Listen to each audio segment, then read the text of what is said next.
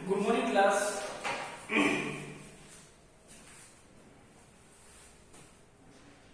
आज हम P block में आगे चलेंगे। वैसे हमारा डिस्कशन हो गया होगा मॉडल पीरियोडिक टेबल में कितने ब्लॉक होते हैं, हर एक ब्लॉक का हमने किस तरह से उसको मॉडिफाई किया हुआ है, उसके प्रिंसिपल, ये सारी चीज का हमने डिस्कशन कर लिया हुआ है। कुछ जनरल प्रॉपर्टी का भी हमने डिस्कशन किया हुआ है। आज हम पी ब्लॉक में 12th में हम सेकंड पार्ट पी ब्लॉक 2 में 13, 14 हमारा 11th में चला था। 15, 16, 17, 18 आपको 12th में पढ़ना है। हमने ग्रुप नंबर 15 के बारे में थोड़ा बहुत एक्सप्लेनेशन दे दिया हुआ है। जहां पे हमारा लास्ट वीडियो लेक्चर कंप्लीट हुआ वहीं से हम स्टार्ट करेंगे आज का ग्रुप नंबर 15 में। ग्रुप नंबर 15, ये ग्रुप नंबर 15 को हम प्यार से नाइट्रोजन ग्रुप भी बोल सकते हैं।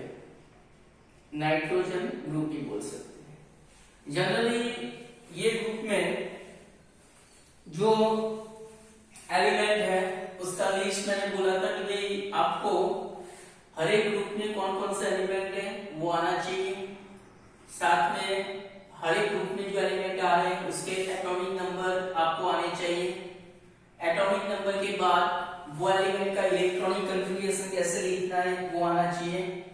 क्योंकि बेटा यहाँ पे क्या होगा कि जैसे जैसे आप आगे चलोगे और पीछे का पोर्शन अगर आप भूल जाओगे तो ये चैप्टर आपको कंफ्यूज कर देगा। कंफ्यूज का मतलब ये नहीं है कि आपको नहीं आएगा, फिर आपको रट्टा लगाना पड़ेगा। और मैं नहीं चाहता कि आप रट्टा लगा के चैप्टर को याद करो। अगर ये चैप्टर में रट्टा लगाया तो बाकी जो चैप्टर आपके कंप्लीट है उसमें कंफ्यूजन फॉर्म होगा, उसको याद नहीं कर पाओगे।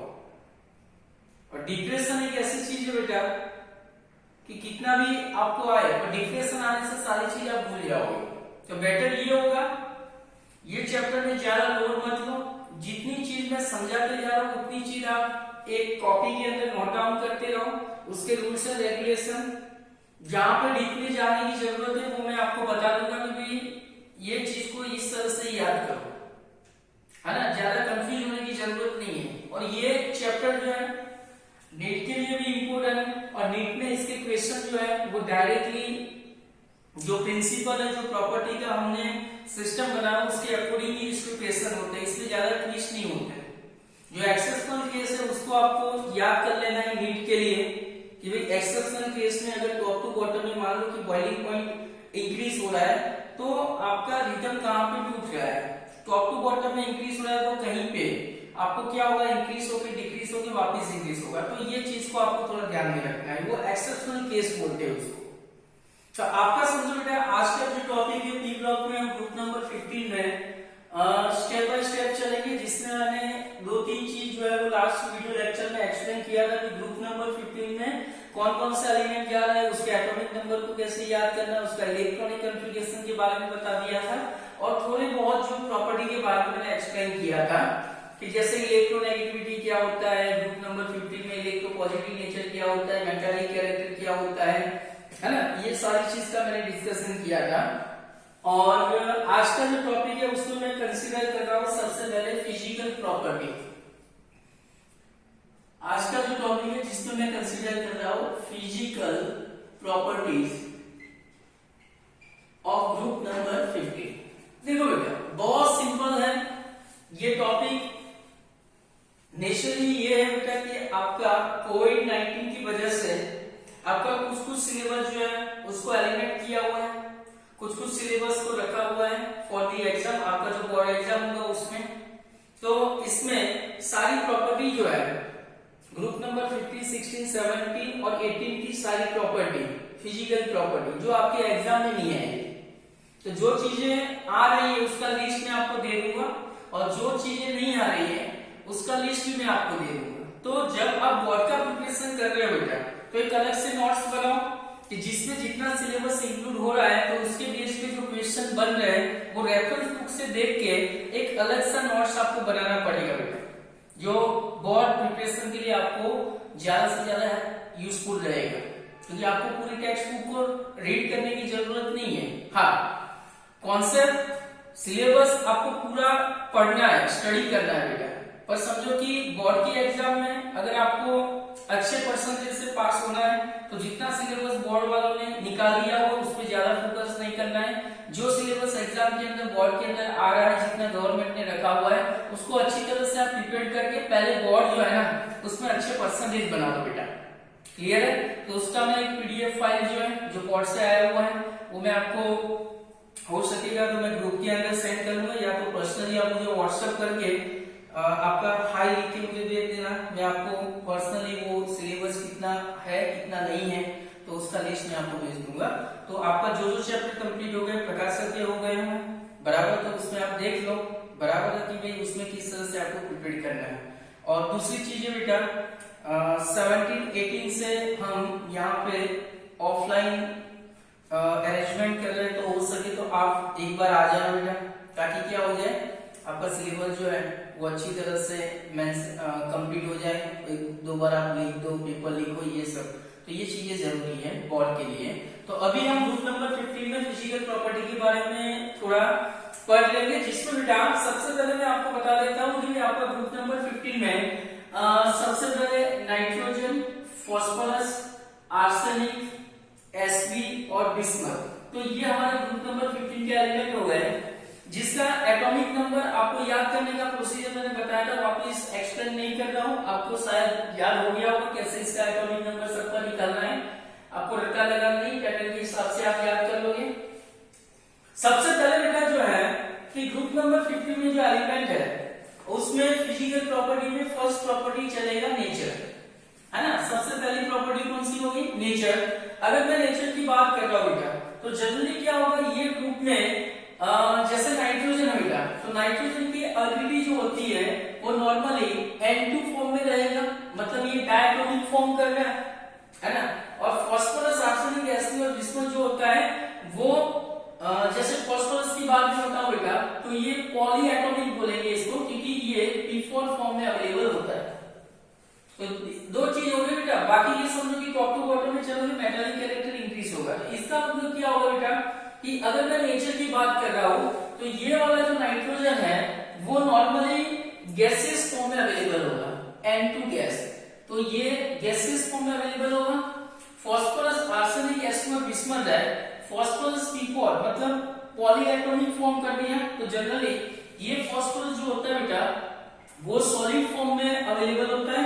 आर्सेनिक, Sp और बिस्मथ जो होता है टॉप टू बॉटम में आप चलोगे तो इसका फॉर्म भी नॉर्मली ये लोग भी सॉलिड फॉर्म में अवेलेबल होगा।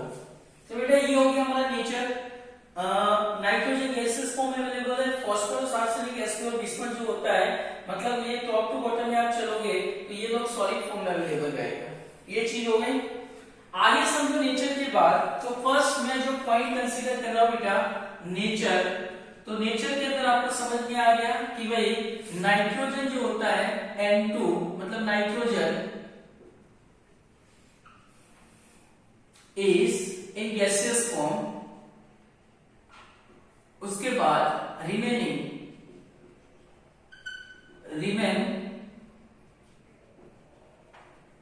Elements are in solid form. तो ये हो गया हमारा नेचर की बात हो गई ग्रुप नंबर 15 में, वो किस तरह से अवेलेबल करेंगे। नंबर 2 की बात करेंगे बेटा हम बॉइलिंग पॉइंट। बॉइलिंग पॉइंट की आप बात करोगे तो बॉइलिंग पॉइंट में बेटा मैं आपको बता देता हूं कि बॉइलिंग पॉइंट में क्या होगा। तो बॉइलिंग पॉइंट जो होता है बेटा, एक चीज ध्यान रखना, बॉइलिंग पॉइंट और मेल्टिंग पॉइंट में बहुत ज्यादा वेरिएशन होता है। बॉइलिंग पॉइंट जो होता है डाउन दी ग्रुप इंक्रीज होगा बेटा, डाउन दी ग्रुप इंक्रीज होगा।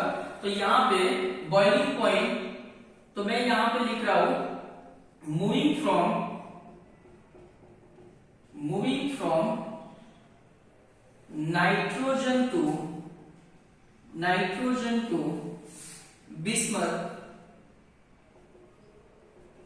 the boiling point increase। तो बेटा बॉइलिंग पॉइंट जो है ना वो ऑलवेज टॉप टू बॉटम में क्या होगा, इंक्रीज होगा। नाइट्रोजन से ज्यादा फास्फोरस का ज्यादा रहेगा, फास्फोरस से ज्यादा आर्सेनिक का रहेगा, आर्सेनिक से ज्यादा एसपी का रहेगा, एसपी से ज्यादा बिस्मथ रहेगा। तो बॉइलिंग पॉइंट का ये स्टेटमेंट जो है बेटा कि moving from top to bottom boiling point normally क्या होगा, इंक्रीज रहेगा। तो ये चीजें क्लियर हो गई कि बॉइलिंग पॉइंट जो होता है बेटा वो मॉलिक्यूलर वेट पे डिपेंडेंट है।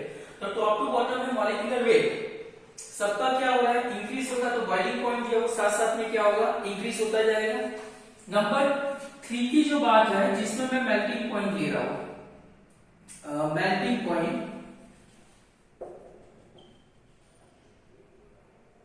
मेल्टिंग पॉइंट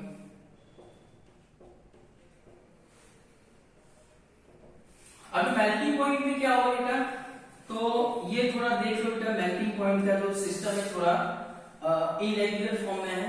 जैसे नाइट्रोजन, फास्फोरस, आर्सेनिक, एसबी और बिस्मथ है। देखो बेटा मेल्टिंग पॉइंट में अप टू आर्सेनिक, समझना बेटा, मेल्टिंग पॉइंट जो है नाइट्रोजन टू आर्सेनिक की बात होगा, एंड देन आफ्टर आर्सेनिक से लेके बिस्मथ की बात होगी। तो ये दो पार्ट में मेल्टिंग पॉइंट जो है वो नॉर्मली क्या होगा, थोड़ा बहुत इसमें वेरिएशन रहेगा। For example nitrogen to phosphorus, phosphorus to arsenic की तरफ चलोगे तो मेल्टिंग पॉइंट जो है वो नॉर्मली क्या होगा, इंक्रीज होगा। तो यहां पे देखो melting point moving from, melting point moving from nitrogen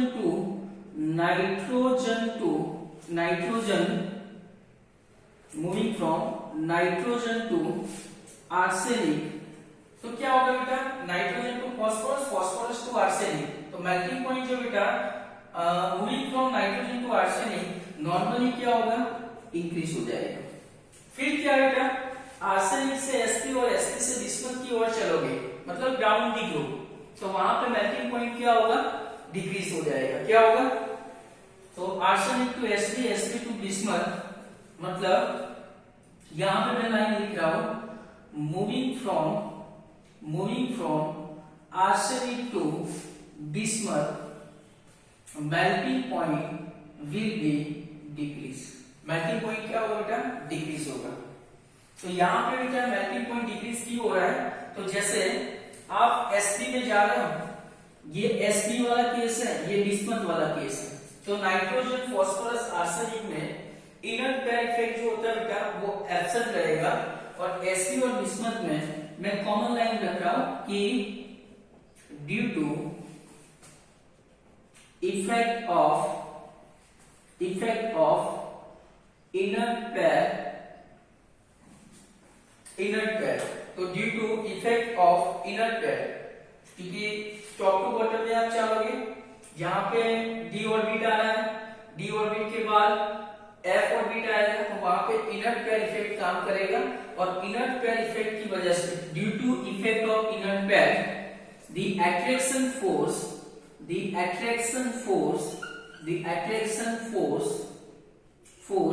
will be decrease. Attraction force क्या हो जाएगा, डिक्रीज होगा, और अट्रैक्शन फोर्स डिक्रीज होने से as a result melting point down the group from arsenic to bismuth normally क्या होगा, decrease हो जाएगा। बोलो बेटा ये चीजें क्लियर हो गई। नेचर में आपको ध्यान रखना है कि भाई पूरे ग्रुप में नाइट्रोजन गैसेस फॉर्म में अवेलेबल है, बाकी के सारे एलिमेंट जो है वो सॉलिड फॉर्म में अवेलेबल रहेगा। मेल्टिंग पॉइंट की बात है तो उसका रूल एकदम सिस्टमैटिक है, टॉप टू बॉटम में मॉलिक्यूलर वेट बढ़ने के साथ साथ मेल्टिंग पॉइंट बॉइलिंग पॉइंट जो होता है वो इंक्रीज होगा। मेल्टिंग पॉइंट पे थोड़ा ध्यान रखना है कि नाइट्रोजन, फास्फोरस, आर्सेनिक, मतलब डाउन दी ग्रुप आप चलोगे तो नाइट्रोजन टू आर्सेनिक में मेल्टिंग पॉइंट इंक्रीज होगा, बिकॉज वहां पे इनर पेयर इफेक्ट काम नहीं कर रहा है। और जैसे ही आर्सेनिक टू बिस्मथ की ओर चलोगे मेल्टिंग पॉइंट वो नॉर्मली डिक्रीज होता है। डिक्रीज होने का रीजन मैंने लिख दिया हुआ है, ड्यू टू इफेक्ट या तो due to presence of inner pair the attraction force will be decrease, और अट्रैक्शन फोर्स जितना डिक्रीज होगा उतना बॉन्ड तोड़ने में अप्लाइंग एनर्जी कैसी रहेगी, कम रहेगी। इसलिए एसपी और बिस्मथ जो है उसका मेल्टिंग पॉइंट नॉर्मली क्या रहेगा, as compare to nitrogen phosphorus arsenic की कंपेयर में कम रहेगा। मतलब दो पार्ट में ये चीज हो गई, नाइट्रोजन टू आर्सेनिक इंक्रीज हो रहा है, आर्सेनिक टू बिस्मथ जो है मेल्टिंग पॉइंट जो होता है वो नॉर्मली क्या रहेगा बेटा, डिक्रीज रहेगा। चलो इतना क्लियर हो गया। और इसके साथ साथ मैंने लास्ट लेक्चर में बोला था कि भाई ये नाइट्रोजन एंड फास्फोरस जो है वो जनरली नॉन मेटल रहेगा, नॉन मेटल है। उसके बाद आर्सेनिक और Sp जो होता है उसमें मेटेलॉइड प्रॉपर्टी ज्यादा रहेगी, मेटेलॉइड्स प्रॉपर्टी ज्यादा रहेगी, और बिस्मथ जो होता है उसमें मेटल प्रॉपर्टी ज्यादा रहेगी। मतलब टॉप टू बॉटम में आप चलोगे मेटेलिक प्रॉपर्टी जो है वो इंक्रीज होती जाएगी। तो नाइट्रोजन फॉस्फोरस नॉन मेटल है, आर्सेनिक Sp जो होता है मेटेलॉइड हो गया, बिस्मथ जो होता है वो मेटेलॉइड्स हो गया। एक और चीज समझ लो बेटा,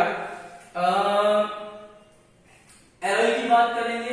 एलॉय का मतलब क्या होता है कि भाई मान लो ये नाइट्रोजन है, तो ये nitrogen do not form any kind of any kind of allotropes.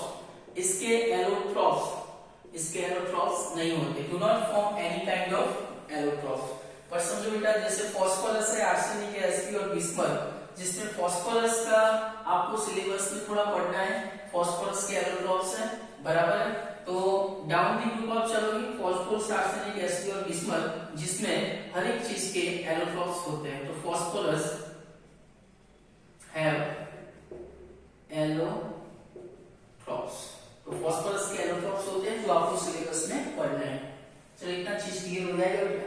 तो ये हो गई आपकी फिजिकल प्रॉपर्टी, जिसमें इतनी चीज जो है वो आपको ध्यान में रखना है। क्लियर हो जाएगा बेटा, इतनी चीज आपको ध्यान में रखना है। क्लियर हो गया। फिजिकल प्रॉपर्टी में नेचर पे चलो, बॉइलिंग पॉइंट हो गया, मेल्टिंग पॉइंट हो गया, और हर एक चीज के एलोट्रॉप्स है कि नहीं वो बता दिया।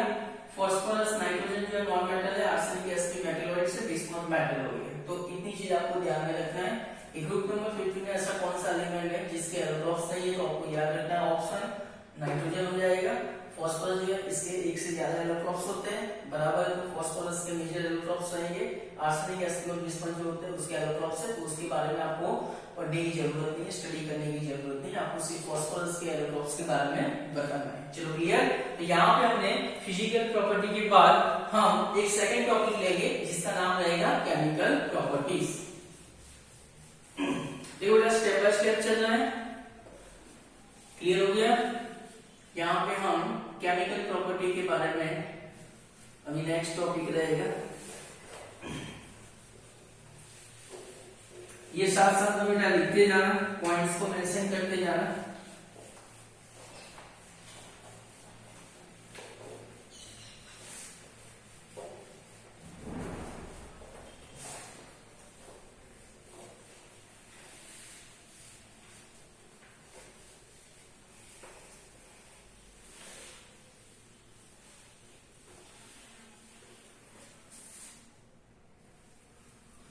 सेकेंड जो है बेटा जिसमें हम कंसीडर करेंगे केमिकल प्रॉपर्टी।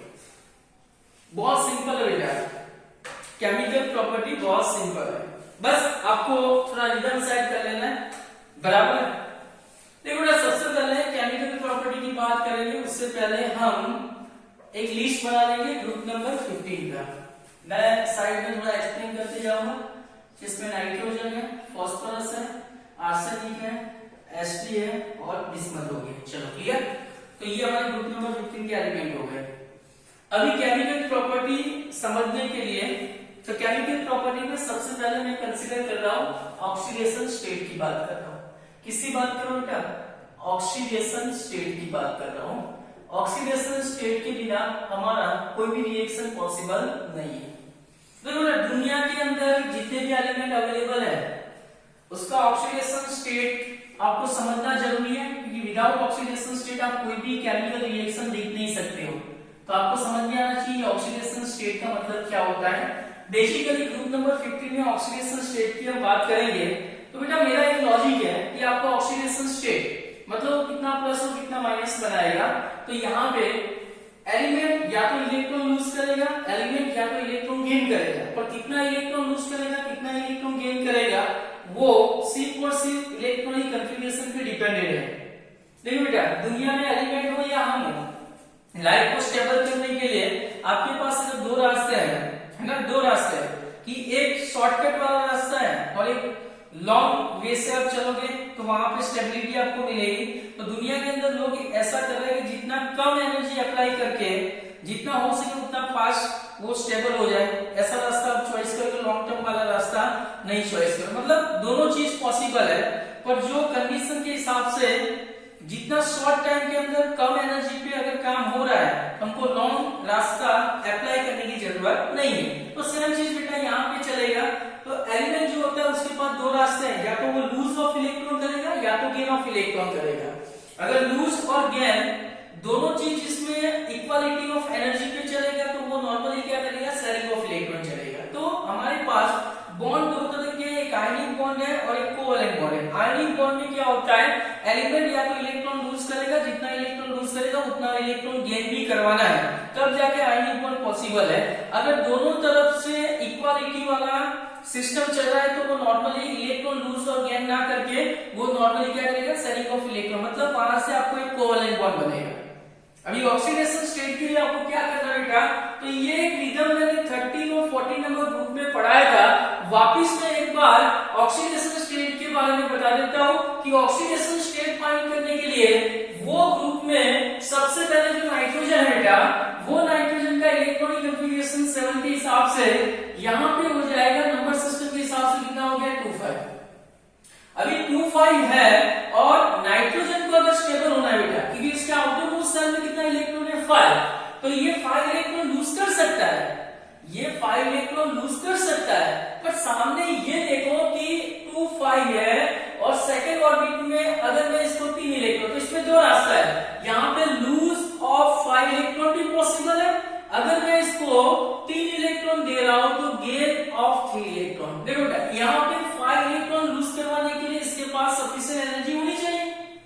यहाँ पे समझो 3 इलेक्ट्रॉन गेन कर रहा है तो 3 इलेक्ट्रॉन गेन करने की भी एनर्जी होती है। तो आप देखो बेटा, 5 इलेक्ट्रॉन लूज करने के लिए ज्यादा एनर्जी चाहिए as compare to 3 electron gain करने में। तो ये नाइट्रोजन दोनों चीज कर सकता है, पर इसमें बेटा इजी रास्ता कौन सा है कि भाई इसको 5 इलेक्ट्रॉन लूज करवाओ, उससे बेटर ये रहेगा इसको 3 इलेक्ट्रॉन देके इसका ऑक्टेट कंप्लीट करवाओ। क्लियर हुआ? तो इसमें आपको ऑक्सीडेशन ग्रुप नंबर 15 के लिए आपको फाइंड करना है। तो सबसे पहले मेरा रास्ता एक देखो बेटा कि आपका जो ग्रुप नंबर 15 है बेटा, ग्रुप नंबर 15 जो है वो 15 में से आप 10 डिजिट को माइनस कर लो बेटा। तो 15 ग्रुप मतलब ग्रुप का नंबर कितना है, 15, तो 15 में से 10 माइनस करोगे तो हिसाब कितना बचा, +5। तो ये इसका एक लिमिट मिला बेटा। तो हमको दो लिमिट फाइंड करना है, दो लिमिट के बीच में कौन कौन सा ऑक्सीडेशन स्टेट होगा वो एक पैटर्न में बता रहा हूं कि आपको सबसे पहले ये ग्रुप मैक्सिमम और मिनिमम कहां तक ऑक्सीडेशन स्टेट फॉर्म कर सकता है। तो एक लिमिट फाइंड करना है हमको, और लिमिट में एक लिमिट हमको मिल गया +5, तो ये इसका मैक्सिमम लिमिट है। तो ग्रुप नंबर 15 में से 10 डिजिट माइनस कर लो, तो 15 में से 10 डिजिट माइनस करोगे तो यहाँ पे कितना बचा बेटा, +5।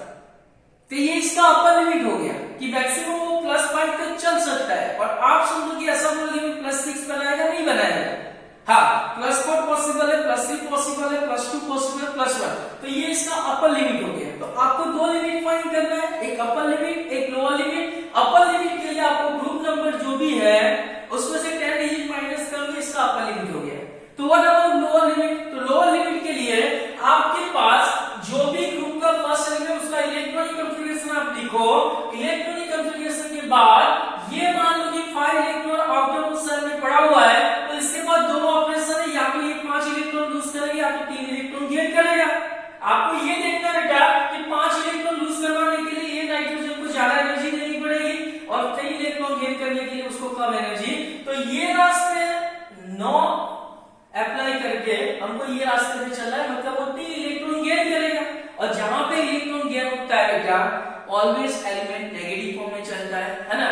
तो इलेक्ट्रॉनिक कॉन्फ़िगरेशन के हिसाब से ये नाइट्रोजन का 7 नंबर के हिसाब से 2 5 है, तो 5 के हिसाब से यहाँ पे गेन ऑफ 3 इलेक्ट्रॉन करेगा। गेन ऑफ 3 इलेक्ट्रॉन का मतलब हो गया -3। तो एक अपर लिमिट आपको मिला +5, एक लोअर लिमिट आपको मिला -3। तो जो भी ग्रुप में फर्स्ट एलिमेंट है 5 इलेक्ट्रॉन गेन करेगा तो इसका एक -3 बनेगा, और अगर वो ग्रुप में से हमने 50 - 10 किया तो उनको +5 मिला, तो एक हमारा अपर लिमिट हो गया बराबर -3, और इसके नीचे अगर मैं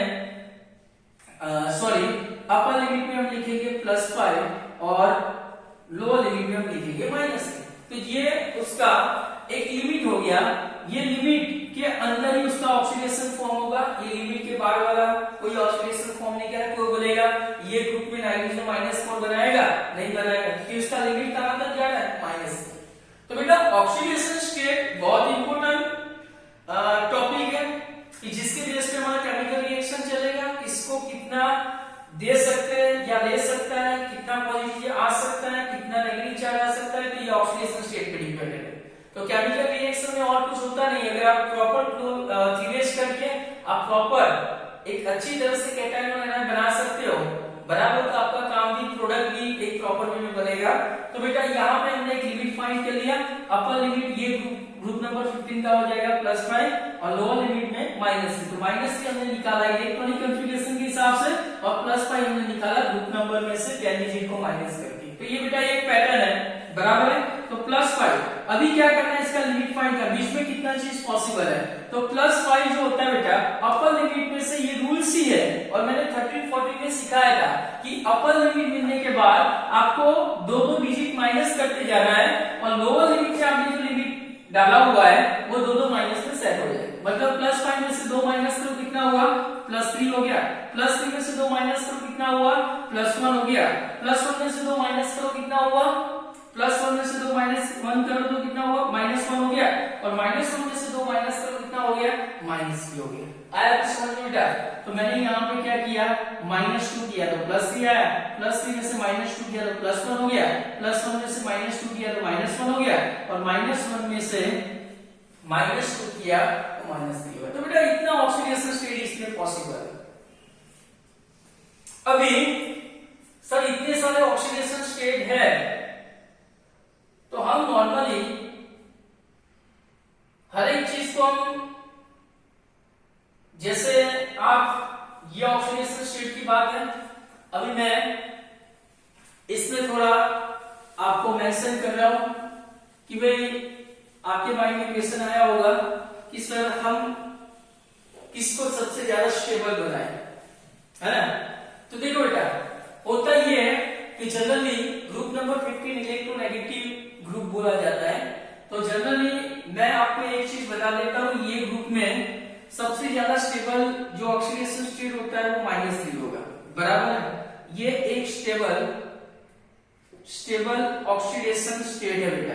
स्टेबल ऑक्सीडेशन स्टेट का मतलब अगर वो -3 के साथ चलेंगे तो उसमें से जो कंपाउंड बनेगा वो ज्यादा से ज्यादा स्टेबल होगा।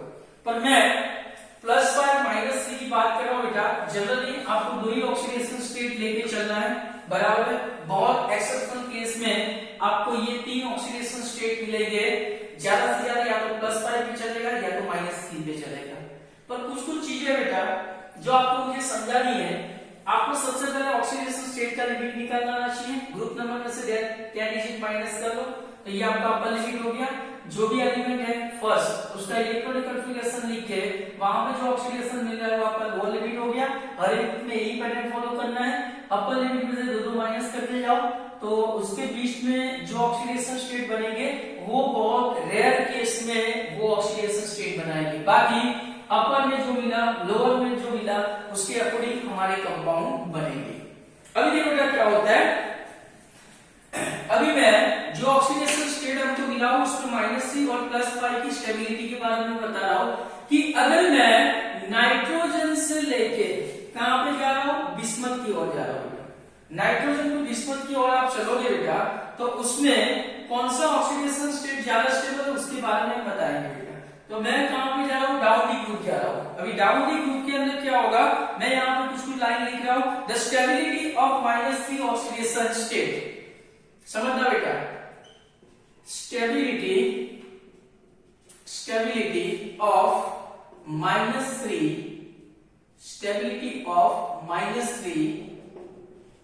Oxidation state down the group. Stability of -3 oxidation state down the group normally क्या होगा, डिक्रीज होगा। तो ये पॉइंट आपको याद रखना है कि टॉप टू बॉटम में चलोगे -3 ऑक्सीडेशन स्टेट जो है, मतलब कहने का मतलब ये हो बेटा कि ये नाइट्रोजन -3 है, ये फॉस्फोरस -3, ये भी -3, ये भी -3, ये भी -3 तो सब बनाएंगे, पर अगर मैं स्टेबिलिटी की बात करूं कि सबसे ज्यादा -3 ऑक्सीडेशन स्टेट वाला कौन सा एलिमेंट है, उसमें सबसे ज्यादा स्टेबल है, तो मैं क्या बताऊंगा, नाइट्रोजन, उसके बाद फॉस्फोरस, उसके बाद आर्सेनिक, उसके बाद एसिड, उसके बाद बिस्मथ। तो डाउन द ग्रुप चलोगे, स्टेबिलिटी ऑफ -3 ऑक्सीडेशन स्टेट वो धीरे धीरे डिक्रीज होता जाएगा। इसका मतलब क्या हुआ, नाइट्रोजन अगर -3 स्टेट में अवेलेबल है तो वो सबसे ज्यादा स्टेबल है, उसमें से जो ट्राई वाले कंपाउंड बनेंगे वो कंपाउंड भी ज्यादा स्टेबल रहेंगे। पर समझो कि बिस्मथ -3 बना रहा है, उसमें से जो कंपाउंड बनेंगे वो कम स्टेबल रहेगा एज कंपेयर टू नाइट्रोजन। तो ये हो गया down the group, stability of -3 oxidation state क्या होगा, डिक्रीज हो जाएगा। चलो क्लियर है। और एक चीज आपको ध्यान रखना बेटा कि मैंने ये तो लिख दिया कि down the group -3 oxidation state क्या होगा, डिक्रीज हो जाएगा। ओके, अभी -3 ऑक्सीडेशन स्टेट डिक्रीज हो रहा है तो साथ साथ में ऐसा कुछ होता होगा क्योंकि टॉप टू बॉटम में आप चल रहे हो तो एक प्रॉपर्टी इंक्रीज हो रही है, कौन सी, metallic properties down the group क्या हो रही है बेटा, इंक्रीज हो रही है। और हर एक मेटल जो होता है, जो मेटल होता है उसका ऑक्सीडेशन स्टेट, तो मेटल मान लो कि एल्यूमिनियम मेटल है तो उसका नॉर्मली उस पे चार्ज जो लिखेंगे वो +3 होगा। क्लियर हो रहा है। तो हर एक मेटल जो होता है वो पॉजिटिव चार्ज, वो इलेक्ट्रॉन लूज करने का सिस्टम ज्यादा प्रीफर करते हैं as compare to gain of electron. चलो क्लियर हो गया। अच्छा, तो फिर हमारा एक और ऑक्सीडेशन स्टेट आएगा जिसमें +3 की बात हो रही है। तो चलो, stability of -3 oxidation state decrease down the group, metallic property increase हो रहा है। इसका मतलब हमको अभी ये चीज बताना है कि डाउन द ग्रुप कैटायन का कैपेसिटी जो है बढ़ता जाएगा क्योंकि -3 ऑक्सीडेशन स्टेट डिक्रीज हो रहा है। तो मैं यहाँ पे लिख रहा हूं कि भाई डाउन द ग्रुप अगर आप चल रहे हो तो वहां पे स्टेबिलिटी ऑफ +3, समझना अभी मैं ला रहा हूं +3 ऑक्सीडेशन स्टेट, +3 ऑक्सीडेशन स्टेट बनाने का जो स्टेबिलिटी होता है वो नॉर्मली इंक्रीज होगा। तो अभी मान लो ये +3 बनाएगा, ये भी बनाएगा, ये भी बनाएगा, ये भी बनाएगा, ये भी बनाएगा, तो जैसे -3 का हिसाब में नाइट्रोजन ज्यादा